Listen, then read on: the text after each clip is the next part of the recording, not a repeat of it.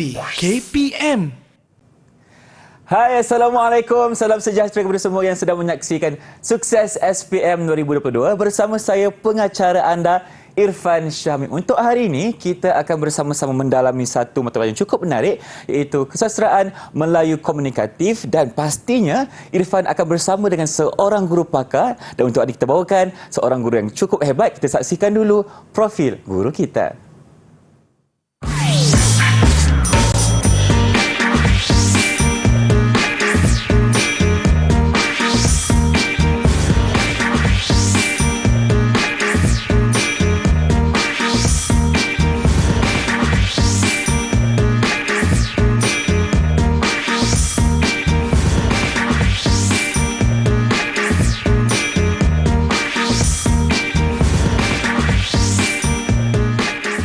Baik, itulah dia profil guru yang akan bersama hari ini. Kita persilakan Cikgu Maizura Muhammad, Guru Kanan Bahasa SMK Bacok Kelantan. Assalamualaikum Cikgu, apa khabar? Waalaikumsalam, khabar baik Irfan. Baik, bertemu kita kembali untuk episod kali ini. Ya. Dan kita juga bersama dengan seorang jurubahasa isyarat. Kita persilakan Cikgu Kulina dari SMK Sultan Abdul Samad Petaling Jaya Selangor. Terima kasih Cikgu kerana bersama kami untuk episod kali ini. Baiklah, Cikgu Maizura. Ya. Pastinya dalam Sukses SPM 2022 kita akan bersama dengan murid-murid Cikgu. Ya. Jadi apa kata kita perkenalkan mereka? Baiklah Irfan, kita ada dua orang murid saja hari ini, ya, iaitu pasangan kembar dari SMK Bacok dalam satu kelas yang sama. Baik. Ya, iaitu Muhammad Alif Wajdi dan juga Muhammad Alif Wardi. Yang mana satu abang yang satu adik Cikgu? Itulah. Cuba jawab. Yang mana satu abang, mana satu adik? Hai, saya Wajdi, saya abang. Jadi abang Wardi adiknya. Baiklah. Jadi kita bersama dengan dua ekor kumbang untuk kelas kita pada hari ini dengan topik kita novel naratif. Tapi untuk itu Cikgu, mungkin Cikgu boleh perkenalkan kepada kita apakah tajuknya dan apa yang kita akan belajar Cikgu? Okey, terima kasih Irfan. Sama-sama. Baik. Tajuk kita pada hari ini ialah kita akan membicarakan tentang novel, sebuah novel yang sangat menarik, ya, yang diberi nama novel naratif Ogon Shoto, ya, dan kita akan fokuskan kepada sinopsis dan juga citra masyarakat. Baik. Jadi jom kita mulakan Cikgu. Okey, jom. Baik, kita mulakan dengan memperkenalkan siapakah penulis kepada novel yang cukup menarik ini, ya, iaitu sastrawan negara Datuk Dr. Anwar Ridwan. Ya, okey, beliau telah dilahirkan pada 5 Ogos 1949 di Perak, dan juga pada 11 Ogos 2009 beliau telah diumumkan sebagai sastrawan negara Malaysia yang ke-10. Okey, dan kita mulakan terus dengan latar belakang Ogon Shoto, ya. Dalam novel naratif Ogon Shoto ni, ya, kita dapat lihat dulu pada permulaan cerita, diperkenalkan dulu Ogon Shoto terletak di mana, ya, iaitu di Pasifik Selatan, ya, dan nama resmi bagi Ogon Shoto ialah Republic Ogon Shoto, ya, dan Ogon Shoto sendiri itu bermaksud Kepulauan Emas, ya, yang dialihbahasakan kepada bahasa Jepun, ya. Kenapa dipanggilkan Kepulauan Emas? Ya, sebab pada waktu malam, ya, lahar gunung berapi yang terdapat di Ogon Shoto mengalir, dan dari jauh kita dapat lihat ia seperti kilauan emas. Kilauan emas. Ya, okey. Sebab itu kita letakkan nama Kepulauan Emas, ya. Dan sebenarnya Ogon Shoto ni ditemui oleh pedagang Jepun pada zaman Edo pada kurun yang ke-17. Dah lama dululah. Okey. Dan selanjutnya kita pergi kepada peta Republik Ogon Shoto, ya. Secara umumnya kita nampak lihat kat sini ada 3 pulau yang besar, iaitu Pulau Gora-Gora, Pulau Rairapa dan Pulau Futu Ata. Ini pulau yang besarlah, dan dia ada banyak lagi pulau-pulau yang kecil, ya. Tapi kebanyakan cerita berlaku dalam cerita berlaku dalam 3 pulau yang besar ini sahajalah, ya. Dan ibu negara bagi Ogon Shoto ialah Tatamanu yang terletak di bahagian bawah. Di Teluk Pinavana. Ya, betul. Okey. Dan seterusnya, Ogon Shoto ditadbir sepenuhnya oleh Presiden, ya, dan sumber ekonomi bagi negara tersebut adalah dari sektor perikanan, pertanian, pelancongan dan juga rekreasi. Ya, sebab apa rekreasi dan pelancongan juga termasuk dalam sumber ekonomi, sebab Ogon Shoto ada pemandangan yang cukup indah, cukup menarik. Cikgu boleh sampai ke sana Cikgu? Belum lagi. Okay. Nanti kita sama-sama pergi Cikgu, ya? Boleh. Nanti lepas ni kita pergi. Okey. Okey, dan secara keseluruhannya ya, rakyat di Ogon-Shoto ni memang sangat peramah ya, dan kaya dengan cerita ya. Dan apa yang kita dapat lihat kat situ ialah mendengar cerita-cerita penduduk-penduduk Ogon-Shoto, kami akan lupa segala perbualan yang menjadi kebiasaan kami. Sebab seronok sangat dengar cerita daripada penduduk Ogon-Shoto tu, banyak cerita dia. Okey, jadi kita pun rasa macam fokus kepada apa yang nak disampaikan dalam cerita tu. Okey. Begitulah sebenarnya untuk latar belakang Ogon-Shoto. Baik, itulah dia sedikit pengenalan mengenai novel yang kita akan pelajari hari ini, iaitu novel naratif Ogon-Shoto yang berada di Jepun, cikgu Ya, ya. betul. Jadi, kita ingin berhenti berehat seketika, teruskan bersama kami tentunya di Didik TV KPM selepas ini. Didik TV KPM. Didik TV KPM. Inilah dia Sukses SPM 2022 bersama si Irfan dan kita bersama dengan Cikgu Maizura. Okey, untuk hari ini kita akan teruskan dengan pembelajaran kita mengenai novel Ogon-Shoto. Jadi untuk segmen ini, Cikgu, apa pula diskusi kita? Okey, selepas ini kita akan tengok kepada sinopsis cerita ya. Okey, dalam novel naratif Ogon-Shoto terdapat 10 bab. Baik. Dan kita akan pergi satu persatu. Kita akan cuba habiskan 10 bab untuk hari ini. Okey, baik, kita akan cuba. Silakan, Cikgu. Jadi Irfan kena fokuslah dan bersama dengan Wajdi dan juga Wardi. Yang di rumah juga pun kena fokus bersama-sama betul. untuk kelas kita. Baik, Cikgu. Okey, so kita mulakan dengan bab prolog ya, iaitu tajuknya Kawai Maru. Okey, Kawai Maru itu sebenarnya adalah sebuah kapal yang besar, kapal perikanan yang sangat besar. Ya, okey, dan kapal ini dimiliki oleh Tuan Kawai. Ya, jadi Kawai Maru tu diambil sempena nama Tuan Kawai lah, pemilik dia. Ya, dan Tuan Kawai ini seorang yang sangat berpengetahuan tentang perikanan, di mana dia tahu mana lubuk ikan, macam mana nak handle ataupun nak kendalikan suasana dalam kapal dan sebagainya. Okey, dan juga Tuan Kawai ini menggunakan teknologi moden untuk pelayaran beliau, di mana dia mempunyai satu bilik khas yang dipenuhi dengan komputer dan juga menggunakan satelit sepenuhnya. Okey, dan juga kapal ini lengkap dengan pelbagai kemudahan ya, untuk memuatkan 200 orang pekerja. 200 orang pekerja. Ya, 200. Jadi dia ada ruang tidur, ruang makan, ruang dapur, ya, ada bilik peti sejuk, peti beku tu untuk menyimpan ikan-ikan. Okey, dan itu adalah tentang prolog. Kita terus pergi kepada bab yang pertama, iaitu bab kolonial. Okey, siapa tahu kenapa cikgu tunjukkan gambar kapal tenggelam tu? Wardi atau Wajdi? Silakan, nama cikgu. Wardi. Menceritakan tentang presiden dan kawannya berlayar dan dipukul oleh ribut peti dan menyebabkan bot mereka terdampar di dasar laut. Ya, okey, betul tu. Sama. Okey, salah satu daripada isi dalam bab 1 ya. Okey, dalam bab 1 ini dia menceritakan tentang sejarah hidup presiden itu sendiri ya. Okey, di mana presiden itu telah diambil sebagai anak angkat oleh seorang nahkoda kapal pada waktu kanak-kanak ya, dan diberi pendidikan yang sempurna di Eropah ya, dan seterusnya bila dia dah habis tamat pengajian, beliau telah pun tawarkan pekerjaan di sebuah firma ya. Jadi sebelum dia memulakan kerjaya dia di firma tersebut ya, dia telah pun berlayar ke lautan ya, dan masa dia tengah berlayar tu dia telah dipukul ombak lah, kapal dia telah dipukul ombak dan juga kapalnya karam ya. Dia menyebabkan presiden tu dia terdampar di sebuah pantai ya, pantai di Gora-Gora, dan bila dia sampai di pantai tu dia baru perasan itu sebenarnya adalah tanah airnya. Oh, dah sampai dah rupanya. Ya, dah sampai ke tanah airnya, dan dia terus menetap di Gora-Gora tu, dan tak lama kemudian dia menceburi bidang politik di situ dan ditabalkan menjadi presiden. Okey, itu dalam bab 1. Kita terus kepada bab 2. Silakan, cikgu. Okey. Dalam bab 2 ialah berkenaan dengan general. Okey, kita nampak situ ada gambar tentera ya. General itu adalah seorang pesara tentera ya, dan dalam bab ini dia menceritakan tentang percaturan politik antara general, pegawai kanan dan juga wakil Dewan Presiden ya. Okey. Jadi wakil Dewan Presiden ni sebenarnya seorang yang dah tua dan hampir nyanyuk ya. Jadi bila dia dah tua dan hampir nyanyuk, maknanya waktu persaraan dia dah dekat. Jadi general dan juga pegawai kanan itu mengatur strategi politik masing-masing untuk merebut jawatan wakil presiden. Ya, dan pada akhirnya dalam perebutan tersebut, okey, general telah membunuh pegawai kanan, okey, kerana dia telah membuat satu kes yang besar tu macam tu, jadi general telah ditangkap.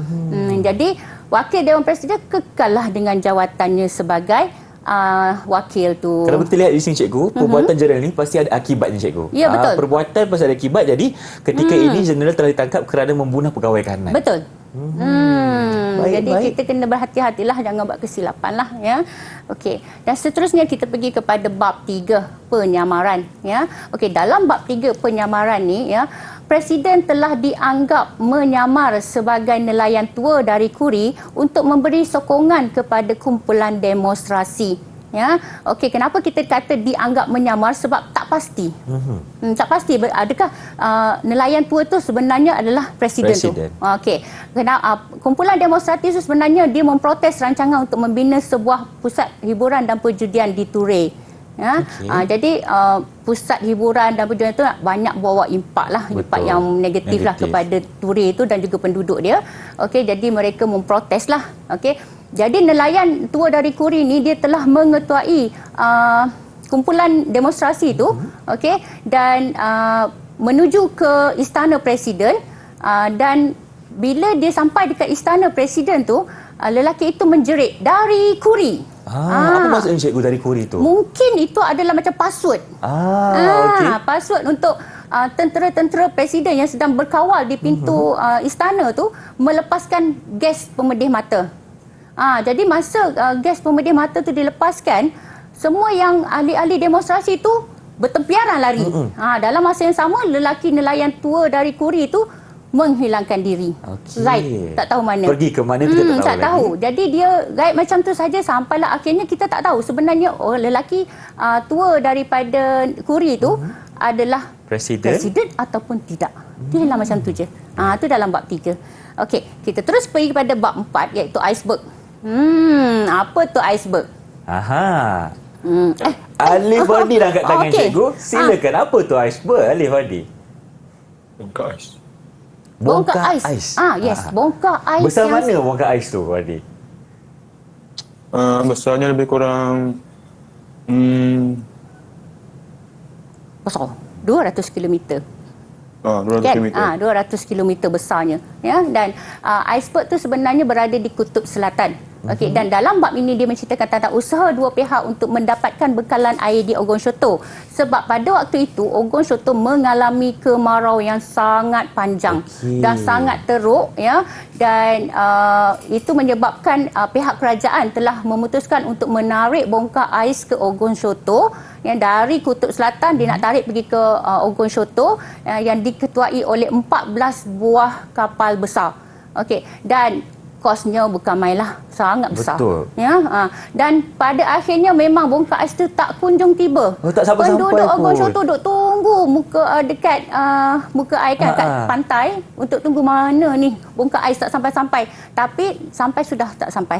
Okey. Dan ada satu pihak lain lagi ialah seorang lelaki tua yang menggunakan kudratnya sendiri menyuling air laut sehingga menjadi air yang tulen lah, ya, untuk diminum dan digunakan. Okey, dalam masa itu juga dia telah menggali perigi dan akhirnya perigi itu dipenuhi dengan air mata air. Tamatlah musim kemarau untuk Ogon Shoto. Jadi penduduk pun semua pergi jumpa dengan lelaki tua tu untuk dapatkan air di periginya. Siapa lelaki tua ni, cikgu? Itulah seorang yang ala-ala saintis. Okey.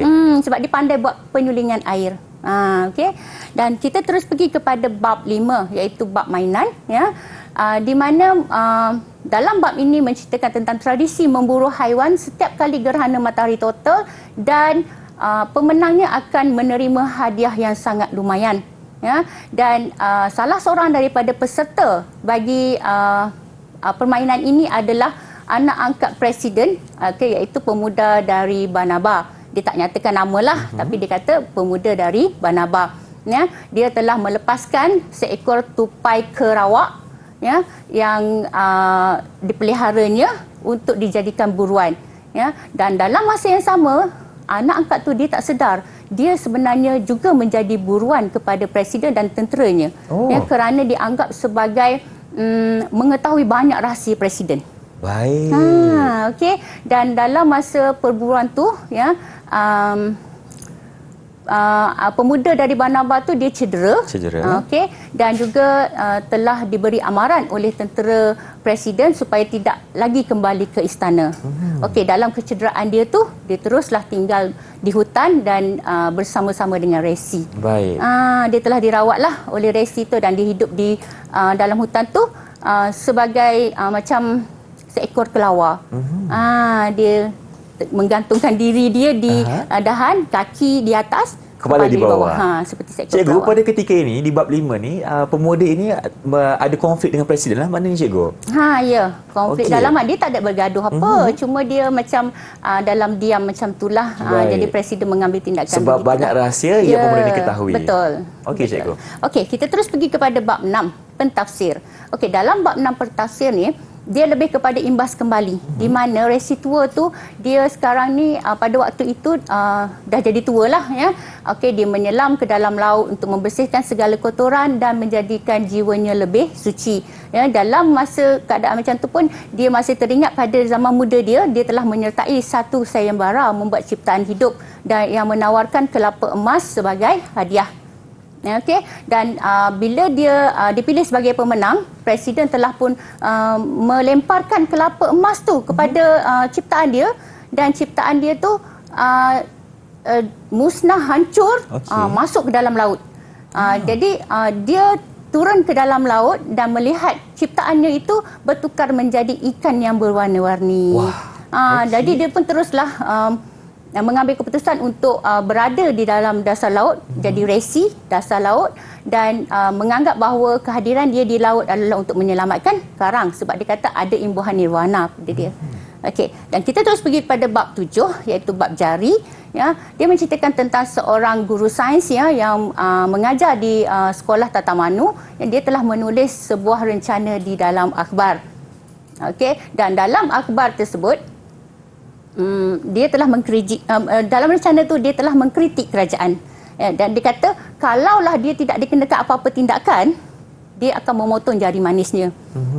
Tapi selepas seminggu rencana itu disiarkan dia masih lagi bebas tidak dikenakan apa-apa tindakan menyebabkan dia telah mengambil keputusan untuk memotong jari manisnya dan meletakkan jarinya ke dalam sebuah balang. Jadi tapi selepas 2 minggu dia telah ditukarkan ke pedalaman Kuri. Baik. Atas tindakan dia menyiarkan rencana tu. Dan masa di Kuri dia telah membantah rancangan presiden untuk membina padang golf kerana memberi kesan yang teruk kepada alam lah ya. Jadi bila dia membantah padang golf tu dia kata kalaulah projek itu dibatalkan dia akan memotong jari hantunya pula. Okey. Tapi macam mana sebab rancangan dia tu gagal dan projek itu diteruskan. Maka dia terpaksalah memotong seperti yang dijanjikan. Aduh, maknanya dah hilang jari manis, hilang pula jari hantunya. Hantu ya. Jadi dia orang yang menunaikan janji dia lah. Okey. Dan seterusnya kita pergi kepada bab 8 iaitu kamera. Ya, dalam bab ini dia menceritakan tentang seorang lelaki muda dari Runakita yang mewakili Ogon Shoto ke Tokyo dalam program penyelidik muda Asia Pasifik. Ya, dalam perjalanan balik dari Tokyo tu ke Ogon Shoto, okey, dia telah mencipta sebuah kamera eksperimental yang boleh merakam peristiwa masa lalu pada masa ini. Okey, selepas dia mencipta kamera tu, dia bawa kamera tu pergi ke gunung berapi di Gora-Gora dan ambil gambar. Bila dia dah cuci filem tu, dah tengok gambar-gambar yang dihasilkan, dia lihat ada cerita pasal abangnya yang telah dibunuh oleh seorang komandan tentera. Okey, dan dia bawa gambar tu pergi ke mahkamah untuk mendapat keadilan. Tetapi dia pula telah ditangkap kerana dituduh menggunakan kamera tanpa kelulusan. Macam itulah. Okey. Dan seterusnya, kita pergi pada bab 9. Nak habis dah ni. Dua bab lagi. Okey, bahtera. Bab 9 iaitu bahtera ya. Dia menceritakan tentang petanda yang keluar akibat daripada penyu besar yang meninggalkan gua yang bermaksud ada malapetaka akan berlaku di Ogon Syoto. Okey, dan salah seorang penduduk Ogon Syoto telah pun mengajak penduduk Ogon Syoto membina sebuah bahtera. Ya, okey, dan semua bila dah siap bahtera tu, dia ajak semua penduduk Ogon Syoto untuk masuk dalam bahtera. Okey, dan mereka pun bersiap sedia untuk berlayar. Okey. Bila air pasang besar berlaku, serentak dengan itu tsunami. Tsunami yang sangat besar berlaku di Ogon Syoto menyebabkan Ogon Syoto tenggelam sepenuhnya. Tapi ramailah terselamat sebab berada dalam bahtera. Okey, dan bila berada dalam bahtera, mereka pun terpaksalah mencari tempat tinggal yang baru. Jadi itu dalam bab 9. Okey. Dan kita terus pergi pada epilog, iaitu tsunami. Ya, dari bila dalam epilog ni dia kembali ke realiti. Di mana Kawai Maru tu, tadi kan kita cerita pasal kapal Kawai Maru, okey, telah pun menerima kehadiran orang-orang daripada bahtera tu, dan orang bahtera itulah yang menceritakan kepada pekerja di Kawai Maru tentang apa yang berlaku di Ogon Syoto. Okey, dan kembali kepada realiti di mana penulis cerita itu iaitu Encik Nur yang berasal dari Malaya, okey, mendapatkan rawatan di Tokyo dan terus menetap di Tokyo sebab dia dah tak ada dah saudara mara di Malaysia ataupun di Malaya masa tu. Okey, so habislah tentang 10 bab. 10 bab. Nampaknya Cikgu Maizura berjaya menceritakan kepada kita 10 bab dalam masa 15 minit, Cikgu. Irfan tadi sebenarnya tengah belik sebenarnya kita punya novel yang ada dekat sini, novel Ogon Syoto ni, tapi Cikgu telah sama-sama menceritakan kepada kita 10 bab dalam masa yang singkat saja. Terima kasih Cikgu atas penerangannya. Jadi untuk itu, kita ingin berhenti berehat seketika. Teruskan bersama kami tentunya di Didik TV KPM. Jangan ke mana-mana. Kita baca dulu Didik TV KPM. Didik TV KPM. Anda sedang menyaksikan Sukses SPM 2022. Untuk hari ini, kita dalam mata pelajaran Kesusastraan Melayu Komunikatif bersama dengan Cikgu Maizura. Okey, untuk segmen kali ini, Cikgu beritahu Irfan yang kita akan uji kefahaman murid-murid Cikgu. Jadi, apa kata kita mulakan? Okey, terima kasih Irfan. Alright. Hasil daripada perbincangan kita tentang sinopsis tu, ya, kita dapat mengenal pasti beberapa soalan sebagai pindah maklumat, ya. Dan dalam segmen ini, ya, kita akan fokus kepada aktiviti pengukuhan iaitu JDP1. JDP itu adalah singkatan kepada apa yang Cikgu Mai selalu guna dalam kelas, iaitu jawapan dari petikan. Jadi jawapan murid hanya boleh diambil dari petikan itu sahaja. Dan memang ternyata ada terang-terang di situ. Jadi murid cuma perlu baca petikan dan keluarkan maklumat dalam petikan itu sebagai jawapan. Cikgu Ifrat tanya, adakah jawapan itu perlu diolah atau tidak, Cikgu? Tak perlu. Okay. Dia direct dia terus dari petikan terus jadi jawapan. Baik. Okey. So kita tengok yang pertama. Dalam masa ni juga cikgu nak ujilah Wardi dan Wajdi. Ya, macam mana dia boleh tak ikuti tadi sinopsis, ya. Alright.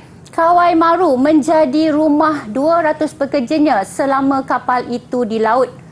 2 tingkat dalam perut Kawai Maru dijadikan ruang tidur, 1 tingkat lagi untuk ruang dapur dan dewan makan, 1 tingkat pula untuk menyimpan ikan-ikan laut dalam, lengkap dengan bilik sejuk beku. Tuan Kawai mempunyai bilik khas tidak jauh dari bilik televisyen dan komputer. Komputer di Kawai Maru menyambung pandangan mata satelit.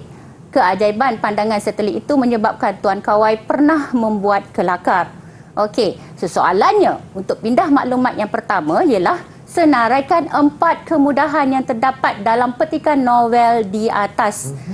Nampak tu perkataan senaraikan, maknanya hanya keluarkan dari petikan terus sebagai jawapan. Baik. Okey, siapa nak try? Siapa nak cuba? Okey, silakan Alif Wardi, adiknya. Silakan.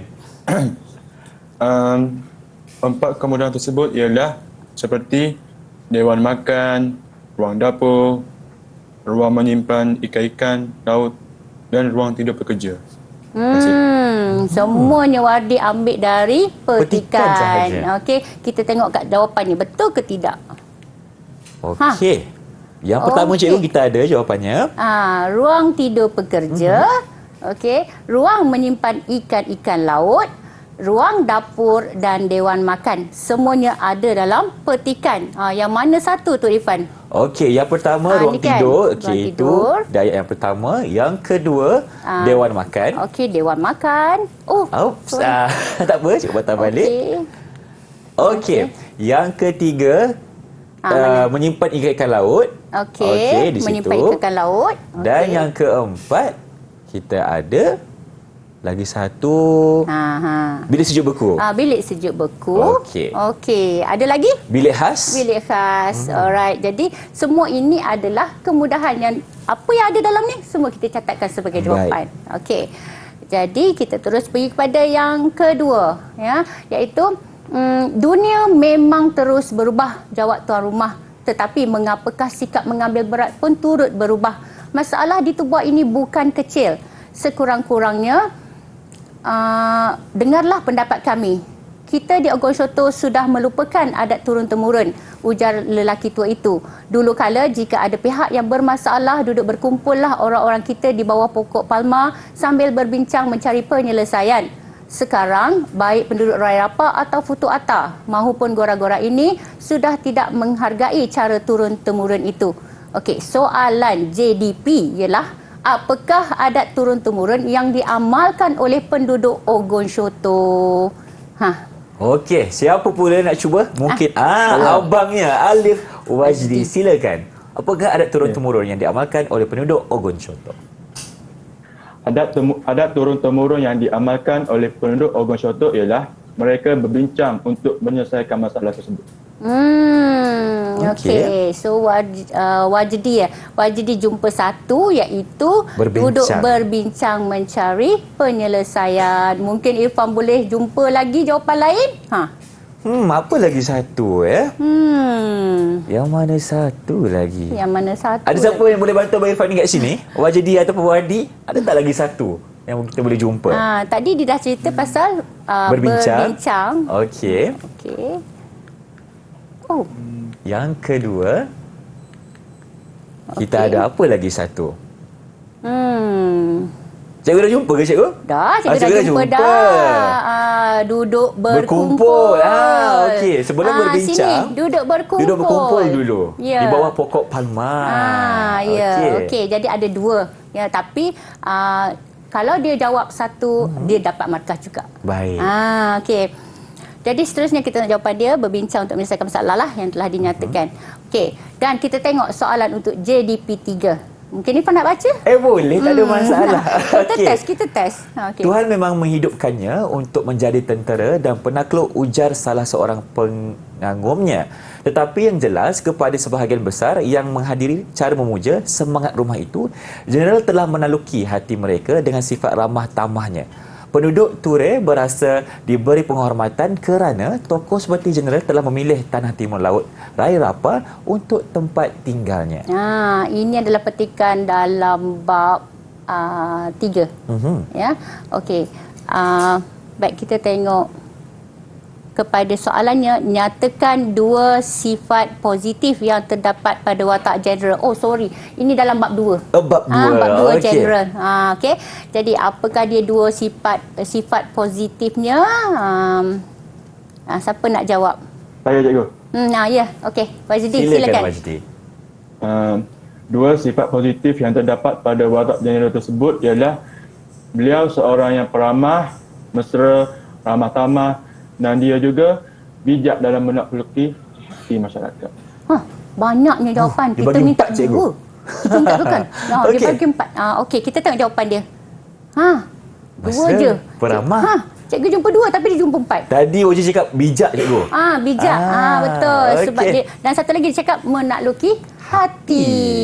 Okey, baguslah. Terima kasih. Anak murid cikgu ni. Okey, kita tengok yang terakhir, ya. Okay, bagaimanakah mereka akan lupa tentang presiden yang luar biasa riwayat hidup masa mudanya? Ketika umurnya belum 10 tahun, dia dibawa ke Eropah oleh seorang nakhoda yang telah mengesan kepintarannya. Dia menjadi teladan anak-anak muda Eropah kerana kecerdikan, dedikasi serta kecemerlangan akademiknya. Dia berhasil membawa kapal yang mengalami kerosakan besar akibat badai taufan lautan dari Eropah untuk kembali ke pantai tanah airnya sendiri, Ogon Syoto. Dan yang lebih mengharukan, dia memeluk kakinya di pantai sebaik-baik sahaja mendarat. Disaksikan ribuan orang. Okey, so kita tengok kat sini jawab soalannya ialah nyatakan 3 kepribadian presiden yang boleh diteladani. Yang boleh menjadi ikutan kepada Ya, kita semua. betul. Baik, siapa nak cuba jawab, Wajdi ataupun Wardi? Wardi, cikgu. Silakan. 3 kepribadian yang boleh diteladani ialah menyayangi ibunya ataupun menghormati ibunya, kepribadian yang berani, kepribadian yang cemerlang dalam bidang akademik, Okey. dan juga kepribadian yang dedikasi. Baik, terima kasih Wardi. Sedikit komen dari cikgu. Macam mana jawapan Wardi tadi? Cikgu rasa memang tepat. Memang tepat. Okey, memang hebatlah sebab dia boleh dah kesan di mana maklumat-maklumat tu untuk dipindahkan sebagai Sepatas jawapan. kilat. Ya, betul. Okey, so kita tengok jawapan dia betul ke tak. Okey. Okey, yang pertama, ada tak disebut pasal dedikasi? Ada. Ada. Okey. Yang kedua, cemerlang akademik. Ada juga. Ada juga. Berani? Ada juga. Ada. Okey. Menyayangi atau menghormati ibunya? Tepat sekali. Semua ada, Semua. cikgu. Tapi soalan nak 3. 3. Kan? Tapi dia bagi 4. Boleh tak? Boleh je, Ibu rasa. Boleh sangat. Nampaknya memang dia sangat berpengetahuan dan boleh mencari maklumat seperti yang diinginkan dalam JDP. Jawapan dari petikan. Okey. Okey, terima kasih cikgu dan tahniah Habib ucapkan kepada Wardi dan Wajdi kerana berjaya menjawab soalan cikgu dengan baik. Jadi jom kita berhenti berehat. Teruskan bersama kami tentunya di Didik TV KPM. Didik TV KPM. Didik TV KPM. Baik, anda sedang menyaksikan Sukses SPM 2022 bersama saya Irfan dan Cikgu Mazira tentunya dalam slot kita pada hari ini dengan tajuk kita mengenai novel Ogo Shonto. Jadi, untuk segmen kali ini kita akan bawakan satu subtopik yang baru iaitu citra masyarakat. Tetapi sebelum itu kita nak fahami dulu apa itu citra masyarakat. Silakan Cikgu. Okey, so citra masyarakat ialah gambaran kehidupan masyarakat yang merangkumi amalan, nilai, pekerjaan kaum, sikap, bangsa, tempat tinggal, agama dan lain-lain. Okey, jadi itu adalah sebenarnya yang diceritakan dalam citra masyarakat, iaitu mengambil kira tentang gambaran masyarakat. Bila kita sebut masyarakat, dia mestilah lebih daripada seorang lah. Betul. Dia kena sekumpulan penduduk ataupun rakyat yang terlibat dalam citra itu sendiri. Ada kepelbagaian di situ, Cikgu. Betul. Baik. Okey, so kita tengok kepada contoh citra masyarakat yang terdapat dalam novel naratif Ogon Shonto. Yang pertama ialah masyarakat menempatkan golongan tua pada kedudukan yang tinggi dan berpengalaman. Okey, kat situ ada 2 huraian, iaitu yang pertama, para penduduk itu percaya peserta paling tua lah yang akan memenangi kelapa daripada emas. Itu ada dalam bab 6. Okey, sebab ada 3 orang yang layak ke peringkat akhir, jadi 2 orang adalah orang tua dan seorang adalah dari golongan muda. Okey, jadi orang kampung kata, mesti orang tua menang. Ada kepercayaan di situ, orang tua akan dapat kelapa emas memang tu. jadi tradisi. Orang penduduk dekat Ogon Shonto dia kata, apa-apa pun memang pengalaman dengan orang tua. Okey. Dan huraian yang kedua ialah penduduk kampung mempercayai kata-kata nakhoda bahtera kerana dia mempunyai banyak pengalaman dalam bidang pelayaran. Okey, jadi penduduk kampung tu memang bekerjasama untuk menyiapkan bahtera dengan lelaki tua itu. Sebab klosannya ialah lelaki tua. Lelaki tua yang banyak pengalamannya. Ya, betul. Okey, dan kita tengok kepada citra masyarakat yang kedua, iaitu masyarakat mempercayai ramalan atau petanda kepada peristiwa yang akan berlaku. Okey, ada 3 huraian di situ yang menyokong kepada citra masyarakat. Yang pertama ialah general mengambil keputusan untuk menetap di Ture kerana Ture terletak di timur, paling awal menerima cahaya matahari. Dia percaya fajar memberi semangat untuk terus hidup. Jadi sesuai kepadanya yang baru bersara. Okey, walaupun kita sentuh tentang general seorang saja, tapi kebanyakan dalam masyarakat di Ogon Shonto dia percaya kepada petanda atau ramalan. Dalam yang kedua kita tengok tu huraian kedua, iaitu pentaksir memaparkan kejadian ikan paus yang mati di pantai itu dan debu gunung berapi yang melanda kawasan itu merupakan petanda bahawa suatu kejadian buruk bakal berlaku di tempat itu, juga dalam bab 6. Okey, jadi huraian yang seterusnya bukti yang mengatakan bahawa citra masyarakat mempercayai ramalan atau petanda kita tengok dalam bab 8 iaitu nakhoda bahtera mempercayai kemunculan penyu raksasa yang keluar dari gua, maka akan berlaku bencana yang dahsyat di Ogon Shoto. Jadi keseluruhannya walaupun genre sahaja, pentafsir sahaja nakhoda bahtera, tapi keseluruhan dalam novel tu kita tahu bahawa masyarakat Ogon Shoto memang ada mempercayai ramalan. Okey, kita tengok kepada citra masyarakat yang ketiga. Silakan. Masyarakat menentang pembangunan. Okey. Dalam bab 3, tuan rumah menentang pembangunan di Tubuak kerana pembangunan itu akan merosakkan akhlak dan institusi keluarga. Okey, dan yang kedua ialah dalam bab 2, beberapa bulan kemudian data pandang darat Ogon Shoto telah berubah. Tapak-tapak pembangunan melangkah dan menginjak kawasan petani dan nelayan. Okey, jadi dua huraian itu membuktikan bahawa masyarakat Ogon Shoto memang menentang pembangunan sebab banyak implikasilah kesan-kesan kepada alam sekitar dan juga masyarakat di situ juga. Okay. Dan kita tengok kepada citra masyarakat yang seterusnya iaitu masyarakat mementingkan pendidikan. Memang terang-terang dah jelas ya. Okey, dalam bab 5 pemuda itu mendapat keputusan cemerlang di Banaba lah ya. Masa dia berada di Banaba, dia memang seorang pelajar yang cemerlang lah dan tergolong dalam 10 pelajar terbaik bagi seluruh Kiribati dan menunggu keputusan permohonan penempatan kolej serta beasiswa pemerintah Australia. Okey, dan huraian yang kedua dalam bab 1, keluarga angkat presiden menghantarnya belajar hingga ke peringkat universiti kerana mereka menganggap pendidikan dapat menjadikan seseorang itu berilmu. Dan sepatutnya lah presiden tu mempunyai banyak kita ilmu lah. Kita belajar sehingga ke menara gandeng. Ya, betul. Okey, dan citra masyarakat seterusnya ialah masyarakat yang menjalankan kegiatan ekonomi sebagai nelayan dan berdagang kecil-kecilan. Okey, dan memang dah jadi sumber pendapatan negara dalam sudut perikanan dan juga perniagaan ya. Jadi huraian bagi citra masyarakat itu ialah Tuan Kawai bekerja sebagai nelayan sejak umur 15 tahun. Sekarang masa tu dia umur 30 tahun, maknanya kan dah lama dia menceburi bidang nelayan ni dan dia menjadi seorang yang kaya raya. Ada kapal besar kan? Kaya lah ya. Okay, ilmu pengetahuannya tentang laut tidak boleh dikalahkan oleh anak-anak kapal yang lain kerana sangat arif dengan dunia laut ya. Jadi itu dalam bab prolog. Dalam bab 3 pula menceritakan tentang selepas peristiwa Tubuak, kembalilah mereka ke laut menangkap ikan dan berdagang kecil-kecilan di Tubuak. Dalam bab yang melepaskan gas pemedih mata tu kan. Okey, bila dah semua berhenti piaran lari, maknanya dia kembali ke laut. Ke laut lah, kembali ke rutin harian dia. Okey, kita try uji murid cerita. Ya? Okey. Nadia boleh tanya sikitlah. Wajidi dengan Wali dah bersedia belum untuk soal jawab kita yang seterusnya? Dah bersedia. Okey, kalau dah bersedia, cikgu jom kita mulakan. Okey, kita tengok kepada soalan permukaan CM1, citra masyarakat 1. Bayangkan bukit-bukit akan jadi gondol. Tuan rumah, pokok-pokok hutan harus mengalah kepada pembinaan jalan. Hakisan tanah mengalir turun merosakkan kolam-kolam air panas semula jadi. Memang alam tidak boleh berkata-kata untuk mempertahankan dirinya. Yang boleh berkata-kata hanya manusia seperti kita yang bergantung kepada alam ini untuk hidup. Huraikan satu citra masyarakat yang terdapat dalam petikan novel di atas. Kita nampak kat situ kata kuncinya ialah huraikan. Macam tadi dalam pindah maklumat hanya nyatakan, berikan, kan, senaraikan. Jadi kat sini adalah huraikan. Itu kata kuncinya. Jadi soalan tu meminta supaya murid menghuraikan jawapan. Okey. Jadi siapa nak try ni? Siapa nak cuba? Okey, silakan Alif Wajdi.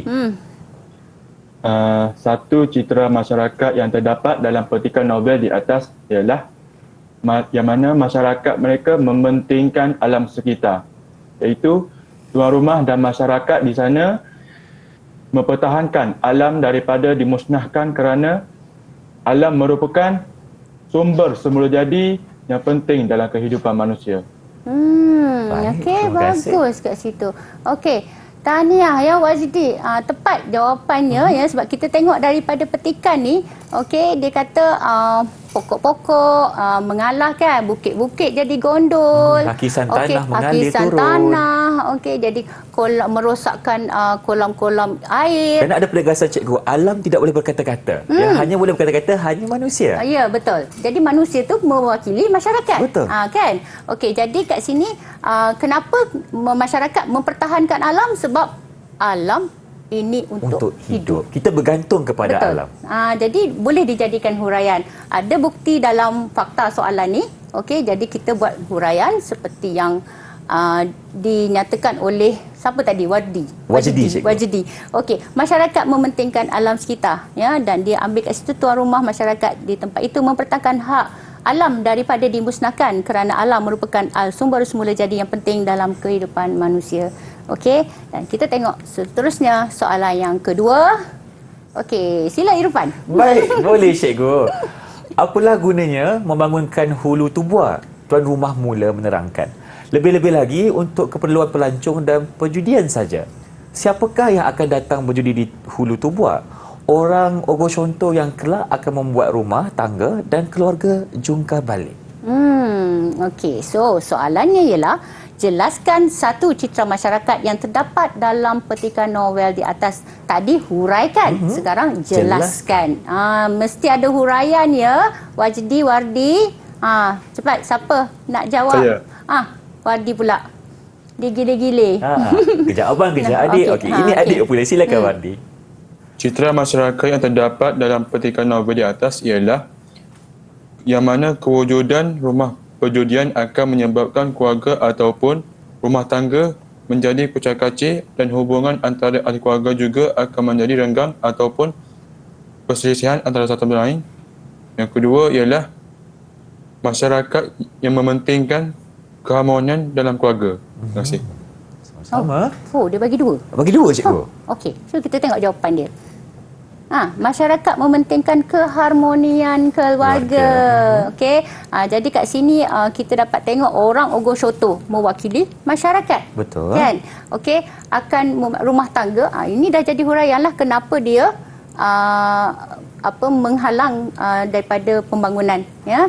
Okey, jadi betul lah yang dia jawab tu. Tahniah, ya. Seterusnya kita tengok pada soalan yang ketiga. Beberapa hari berikutnya, beberapa pantai dan lagun didatangi keluarganya mencari kalau-kalau ada mayatnya. 7 hari lamanya mereka mencari, tetapi jangankan mayatnya, serpihan perahunya pun tak dapat dikesan. Rasa cemas itu pun diadukan ke Tarawak. Beberapa buah kapal pasukan pencari terus memulakan gerakan. Okey, soalannya, jelaskan satu citra masyarakat yang terdapat dalam petikan novel di atas. Baik, cikgu. Okey, Wajdi. Silakan. Satu citra masyarakat yang terdapat dalam petikan novel di atas ialah masyarakat saling membantu dalam menyelesaikan masalah, yang mana penduduk dan pasukan pencari bekerjasama dalam melancarkan gerakan mencari pemuda yang hilang di tengah lautan. Baik. Okey, dia nampak kat situ. Dia nampak dan kita tengok mana satu yang dia cari tadi kan. Okey, mereka mencari 7 hari lamanya mencari. 7 hari. Okey. Dia kata beberapa buah kapal. Pasukan. Ada kerjasama antara ramai orang cikgu. Ya, betul. Okey, memulakan gerakan. Maknanya dia berusaha. Okey. Jadi 7 hari mereka mencari kapal pasukan memang mewakili masyarakat lah. Mengambil tenaga bersama-sama untuk mencari mangsa. Jadi kita tengok jawapan. Cadangan jawapan ialah masyarakat saling membantu menyelesaikan masalah, ya. Penduduk dan pasukan pencari bekerjasama melancarkan gerakan mencari pemuda yang hilang di tengah lautan. Okey, kita terus pergi kepada soalan yang keempat. Irfan pula. Boleh cikgu. Okey. Okey, silakan. Lelaki itu pun mengarahkan para pengikutnya bekerja, gali perigi, bina bangsa pekerja, dirikan gudang menyimpan segala ulat utas. Buat tapak galangan betul-betul di tepi pantai tetapi tidak terjangkau oleh air pasang perbani. Siang malam para pengikutnya berusaha menyiapkan bahtera itu. Dia sendiri hanya melelapkan mata kira-kira 4 jam setiap malam. Okey. Terima kasih Irfan. Sama-sama. Okey. So, jawab soalannya ialah jelaskan satu citra masyarakat yang terdapat dalam petikan novel di atas. Okey, siapa nak jawab? Saya. Okey, silakan Wardi. Citra masyarakat yang terdapat dalam novel di atas ialah yang mana masyarakat bekerjasama dalam menjayakan sesuatu rancangan dan juga lelaki itu dan para penduduk bekerjasama dalam menyiapkan bahtera dalam tempoh yang singkat sebelum air mula pasang. Okey, so kita tengok jawapan dia betul tak? Ya, masyarakat bekerjasama menjayakan sesuatu rancangan. Jadi, dekat sini kita tengok ya fakta. Okey. Fakta dia tidak melibatkan mana-mana pihak lagi. Jadi ini adalah jawapan yang berdasarkan kepada keseluruhan ataupun umum. Barulah pergi kepada huraian. Huraian baru kita nyatakan tentang lelaki itu dan para penduduk. Menyiapkan bahtera. Okey. Dan juga sebelum air mula pasang barulah kita fokus, huraian dia fokus kepada petikan. Yang ini yang masyarakat bekerjasama menjadikan satu rancangan adalah fakta. Kita tak juruskan kepada mana-mana. Huraian baru kita masuk kepada fokus dia. Okey. Baik, itulah dia cara untuk menjawab soalan berkaitan dengan citra masyarakat. Jadi Cikgu Irfan ada soalan sebelum kita berakhir di sini. Apa perbezaan cara untuk menjawab soalan huraikan dan jelaskan, Cikgu? Okey, huraikan dengan jelaskan sebenarnya tak ada apa-apa beza pun. Dia cuma meminta supaya murid memberi huraian ataupun menjelaskan dengan lebih panjang lebar tapi tidak mengambil terus daripada petikan. Macam tadi kita cerita JDP kan.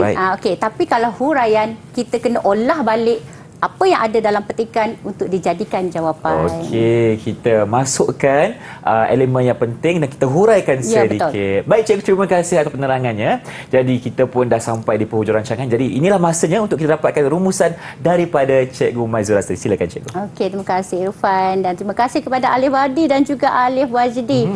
Okey, semuanya terbaik. Irfan pun dah jadi anak murid Cikgu. Sama-sama. Okey, so secara keseluruhannya Cikgu tengok yang kat sini ya, murid dah boleh faham. Apatah lagi murid, Irfan sendiri pun dah faham tentang sinopsis penuh ya tentang novel naratif Ogon Shoto dan juga dah faham tentang citra masyarakat dalam novel tersebut. Dan cikgu harap apa yang kita bincangkan dalam slot kali ini dapat memberi manfaat kepada semua. Okey. InsyaAllah. Terima kasih lagi sekali kepada Cikgu Maizura dan tentunya terima kasih juga kepada murid-murid cikgu. Kita ada kembar di sini Wajdi dan Wardi yang datang dari SMK Bacok Kelantan, dan terima kasih juga kepada jurubahasa isyarat kita Cikgu Kulina dari SMK Sultan Abdul Samad Petaling Jaya. Dan kalau ada rezeki kita berjumpa lagi. Dengan itu, Assalamualaikum dan salam sejahtera. Waalaikumsalam.